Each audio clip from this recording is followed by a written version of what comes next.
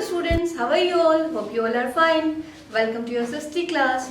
Today we are going to read about chapter 18, part number 3. बेटा last video में हमने पढ़ा था कि जलियांवाला बाग में जो है लोगों की बहुत सारे लोगों की हत्या कर दी गई थी, चाहे वो औरतें थी, चाहे वो आदमी थे, चाहे वो बच्चे थे। तो इसके बाद जो गांधी जी हैं उन्होंने कहा कि हमें किसकी डिमांड करनी चाहिए, पूर्ण स्वराज्य की हमें डिमांड करनी चाहिए। हमें डिमांड करनी चाहिए कि पूरी तरह से हमारे जो ब्रिटिशर्स लोग हैं वो भारत को छोड़ दें। ठीक है, तो नेक्स्ट पॉइंट जो है इसका वो है non cooperation movement. Non cooperation movement का मतलब होता है बेटा जिसमें हम किसी का सहयोग नहीं करेंगे, मीन्स असहयोग आंदोलन, जिसका हम किसी तरह से कोई सहयोग नहीं करेंगे। जैसे भारत के जो भी लोग किसी भी गवर्नमेंट ऑफिस में है, स्कूल्स में है, कॉलेज में है, तो उन सबको छोड़ दें, उन सबका बायकॉट करें। ठीक है, और क्या करा उन्होंने, जो भी विदेशी सामान है उन सबका भी बायकॉट कर दिया, बहिष्कार करना शुरू कर दिया कि हम इनका यूज नहीं करेंगे। ठीक है, तो इससे क्या होगा, जो आपके ब्रिटिशर्स हैं उनके ऊपर अफेक्ट आएगा, उनका जब कोई सामान बिकेगा नहीं, लोग उनके यहाँ काम नहीं करेंगे, तो उसका इफेक्ट तो पड़ेगा ही उन पे। तो गांधी जी ने ये पहला स्टेप बताया कि हम किस तरह से जो है अपने पूर्ण स्वराज्य की तरफ, जो हमारा सोच है उसकी तरफ बढ़ सकते हैं। तो इसके लिए हमें क्या करना पड़ेगा, बायकॉट करना पड़ेगा, नॉन कोऑपरेशन मूवमेंट को आगे बढ़ाना पड़ेगा। अब धीरे धीरे क्या हुआ, जो हमारा नॉन कोऑपरेशन मूवमेंट था वो बहुत ज़्यादा आगे बढ़ गया, मीन्स बहुत मास मूवमेंट बन गया, जिसे कहते हैं कि सभी जन आंदोलन, इसमें सभी लोग शामिल होने लग गए, चाहे वो पढ़े लिखे हैं, चाहे वो अनपढ़ लोग हैं, चाहे वो किसान हैं, चाहे वो बच्चे हैं, चाहे वो बूढ़े हैं, सभी लोग इसमें शामिल हो गए थे। 1922 में हुआ क्या बेटा, एक चोरा चोरी नामक जगह थी यूपी में। वहाँ पर क्या हुआ, जो हमारे भारतीय लोग थे उन्होंने क्या करा, अटैक कर दिया, और अटैक करने से वहाँ पर जो 22 पुलिस मैन थे ना वो मर गए। तो इससे जो है अब वहाँ पे आक्रोश फैल गया। जो ब्रिटिशर्स थे उन्होंने जो है पूरी तरह फैला दिया कि भाई जो भारतीय लोग हैं वो क्या है, नॉन वायलेंस जो है अटैक कर रहे हैं, लोगों को मार रहे हैं, हमारे 22 जो हैं कर्मचारी मारे गए हैं। तो इससे गांधी जो थी वो अपसेट हो गए कि मैं तो हमेशा मना करता हूँ कि आप जो है वायलेंस एक्ट मत कीजिए, मैं तो हमेशा क्या कहता हूँ कि नॉन वायलेंस एक्ट करना चाहिए, लेकिन यहाँ तो वायलेंट हो रहे हैं। तो उन्होंने अपना नाम जो है वहाँ से ले लिया, उन्होंने लोगों को सहयोग करने से मना कर दिया कि मैं आपका लीडर नहीं बनूंगा, क्योंकि आप नॉन वायलेंट एक्ट जो मैंने कहे हैं वो नहीं कर रहे हो, बल्कि वायलेंट एक्ट कर रहे हो। तो जो किसान थे उन्होंने बताया कि अभी इससे पहले जो है इन्होंने किसानों पर अटैक किया था, और हम उस अटैक के बदले में ही इनके ऊपर ये अटैक कर रहे थे। तो उन्होंने ये बात बताई, किसे बताई, महात्मा गांधी को। तो महात्मा गांधी वापस इनके साथ हो गए, और इस तरह से ये मूवमेंट क्या है बहुत बड़ी तरह से आगे बढ़ा। नेक्स्ट पॉइंट है साइमन कमीशन।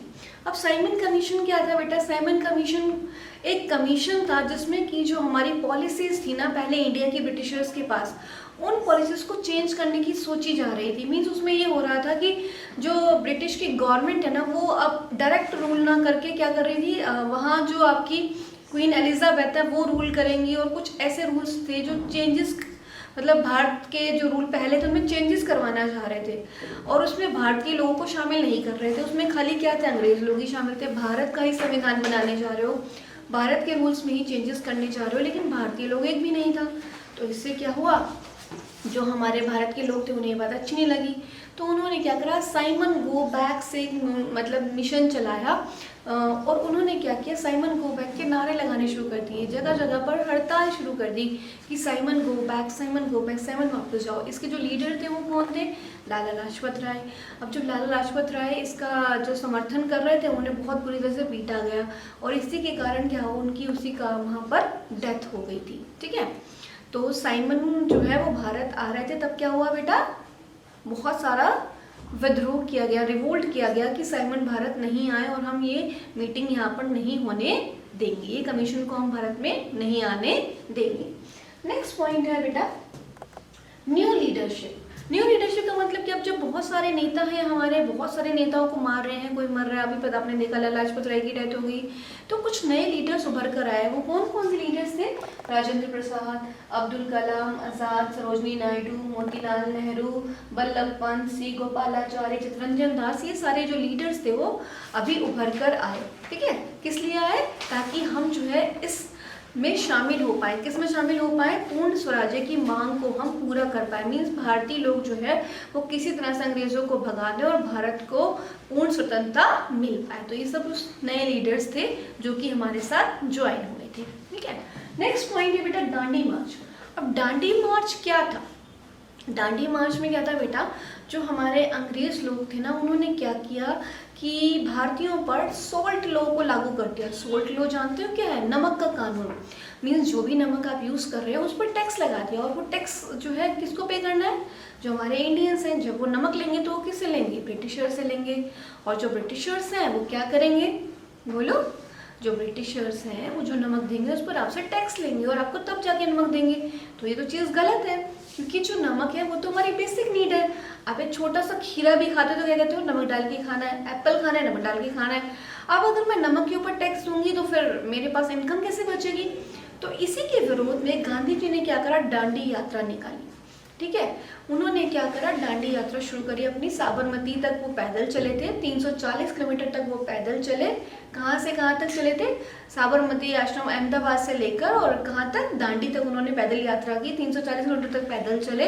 बहुत सारे मैन वुमेन सभी लोग उनके साथ थे। वहाँ पर लाठीचार्ज, लड़ाई, जो भी रिवोल्ट वो कर सकते थे अंग्रेज लोग, उन्होंने बहुत कोशिश की कि हम इसको दबा पाए, लेकिन ये दबा नहीं। लोग जो उनके साथ थे। फिर क्या हुआ? महात्मा गांधी ने क्या किया? नमक का जो कानून था उसे तोड़ा। उन्होंने क्या किया बेटा? सागर का पानी लिया, उसे गैस पर गर्म किया, मतलब जो भी आपका उस टाइम में होता था, आग पर रख के गर्म किया और नमक को निकाला। तो इस तरह से उन्होंने क्या किया? सोल्ट लॉ को तोड़ा। तो ये दांडी यात्रा के अंदर आता है, दांडी मार्च के अंदर आता है ये पॉइंट। नेक्स्ट है आपका civil disobedience movement. Civil disobedience movement क्या होता है बेटा? जहाँ पर कि सभी लोग क्या है? इकट्ठे हो गए हैं। किस चीज़ के लिए? किसी लॉ को नहीं मानने के लिए। तो सिविल डिसोबिडियंस मूवमेंट स्टार्ट होता है 1929 में, और इसके जो लीडर थे वो कौन थे? अब्दुल गफ्फार खान थे। इसमें क्या था? सभी लोग क्या चाह रहे थे कि हमारा जो देश है वो आज़ाद हो। किस लिए? क्योंकि जो भारतीय थे उन पर बेकार के कानून थोपे जाते हैं। कभी रोलेट एक्ट लगा देते हैं, कभी सोल्ट एक्ट लगा देते हैं, कभी कोई ना कोई एक्ट हम पर थोपा जा रहा है, जिससे कि हम सब परेशान थे। तो वो क्या चाहते हैं कि हम सब मास मूवमेंट करें, हम सब मिलकर जो है क्या करें? सिविल डिसोबिडियंस, कि हम सब इस जो आपके कानून है उसके खिलाफ है। ठीक है, और इसीलिए जो अब्दुल गफ्फार खान थे उनको किस नाम से जाना जाता है? फ्रंटियर गांधी के नाम से जाना जाता है। क्योंकि जैसे ही लाहौर सेशन 1929 हुआ था और जो आपका जलियांवाला बाग हत्याकांड हुआ था, उसके बाद से सभी लोग जो है मास मूवमेंट के लिए रेडी हो गए थे, क्योंकि सभी चाहते थे कि हम भारत को आज़ाद कराएं।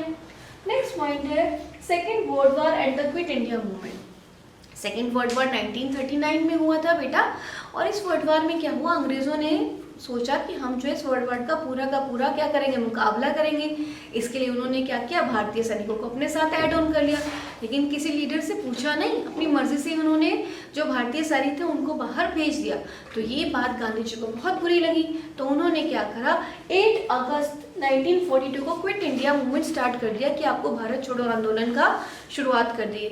उन्होंने कहा कि डू और डाई, मरो और जियो, लेकिन हमें क्या करना पड़ेगा? किसको भगाना पड़ेगा? अंग्रेजों को अपने यहाँ से भगाना पड़ेगा, तभी हम भारत को आज़ाद करा पाएंगे।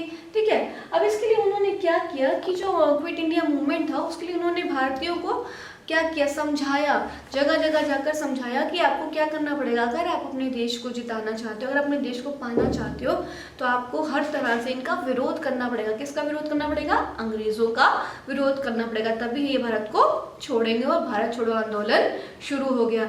इसलिए लोग जो है जगह जगह पर इकट्ठे होकर क्या करने लगे? स्ट्राइक्स करने लगे, डेमोन्स्ट्रेशंस करने लगे, बड़े बड़े बैनर्स लेकर वो करने लगे कि डेमोन्स्ट्रेशन मीन्स दिखावा, जिसे कहते हैं ना कि स्ट्राइक वगैरह करने लगे कि आपको भारत छोड़कर जाना होगा। इसलिए साइमन गो बैक भी सिखाई पार्ट था, डेमोन्स्ट्रेशन की थी उन्होंने कि आपको यहाँ से जाना होगा। इसमें जो है गांधी जी क्या चाह रहे थे कि जो अंग्रेज लोग हैं वो खुद ही कह रहे कि मैं क्विट कर रहा हूँ, लेकिन अंग्रेज ऐसा कर नहीं रहे थे। तो इन्होंने इसके लिए क्या कर दिए? जगह जगह पर आंदोलन स्टार्ट कर दिए। नेक्स्ट है नेताजी सुभाष चंद्र बोस। नेताजी सुभाष चंद्र बोस जो है नेताजी, वो क्या थे? प्रेसिडेंट थे, और कांग्रेस के 2 बार प्रेसिडेंट रहे हैं वो। और इन 1949 में और 41 में उन्होंने भारत को जो है अफगानिस्तान से भी अलग किया था। इसके अलावा उन्होंने जापान में जो है 1943 में एक नेशनल आर्मी बनाई, जिसमें उन्होंने क्या किया था बेटा? जो लेडीज हैं उनके लिए भी एक रेजिमेंट बनाई थी, जिसे हम रानी झांसी रेजिमेंट के नाम से जानते हैं। ठीक है, अब इसके बाद हुआ क्या था बेटा? जो हमारी जो इंडिया थी ना, जो हमारे अंग्रेज लोग थे, वो क्या कोशिश कर रहे थे कि हम जो है अलग अलग पैतरा डाल के अपने जो भारतीय लोगों को वीक कर पाए। अब उन्होंने देख लिया क्विट इंडिया मूवमेंट का जो काम चल रहा है उसमें क्या हो रहा है, अल्टीमेटली कि आप भारत से भाग जाओ। तो उन्होंने कहा अगर ये हमें बार बार कहेंगे भारत से भाग जाओ, तो कोई ऐसी नीति अपनाओ जिससे ये दोनों अलग हो जाए। तो उन्होंने क्या करा? डिवाइड एंड रूल की पॉलिसी को अपना दिया। कौन सी पॉलिसी थी? कि हिंदू लोग अलग और मुसलमान लोग अलग, ताकि इनकी स्ट्रेंथ एंड वीकनेस हो जाए। लेकिन हमारी जो ये थे नेताजी सुभाष चंद्र थे, ये क्या कर रहे थे, रेजिमेंट को बढ़ा रहे थे अपने अंदर, जो है उसमें चाहे वुमेन है चाहे जेंट्स है, सभी की रेजिमेंट बनाई गई थी। तो वुमेन की जो रेजिमेंट उसका क्या नाम था, रानी झांसी रेजिमेंट। और इन्होंने एक नारा भी दिया था, क्या नारा दिया था, जय हिंद का नारा, है ना। किसने दिया था, नेता सुभाष चंद्र जी ने दिया था। ओके, नेक्स्ट है इंडिया गेन्स फ्रीडम।